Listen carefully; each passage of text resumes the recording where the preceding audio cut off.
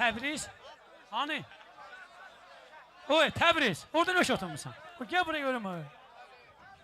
İstəyirəm Təbrizinə mən deyim. Biri də Masallıdan qonaqdır burada. Biri də Masallıdan qonaqdır burada. Silmə vurun keyfi damaldır burada. Biri də Masallıdan qonaqdır burada.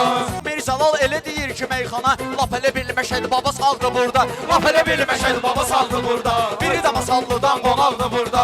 Biri də Masallıdan qonaqdır burada. Bugün Xosrov evlənib də Allahın rəhməti yağmur kimi yağdı burada. Rəhməti yağmur kimi yağdı burada. Biri də Masallıdan qonaqdır burada. Xosrov mənim qardaşımdır birbaşa. Belə də mənim gözümə sıraqdır burada. Belə də mənim gözümə sıraqdır burada. Başda qapaq deşqa verər çox güman. Talışlar da sözmə verərlər təkrar. Alqış eyləyər Masallı Lənkəran. Talışlar da bir ittifaqdır burada. Talışlar da bir ittifaqdır burada. Biri də Masallıdan qonaqdır burada. Ay meyxananın maçdağıdır məskəni. Məndədir söz mənbəyi söz mərdəni. Talışlar da çox istəyirlər məni. Alqışımız uzaq-uzaqdır burada.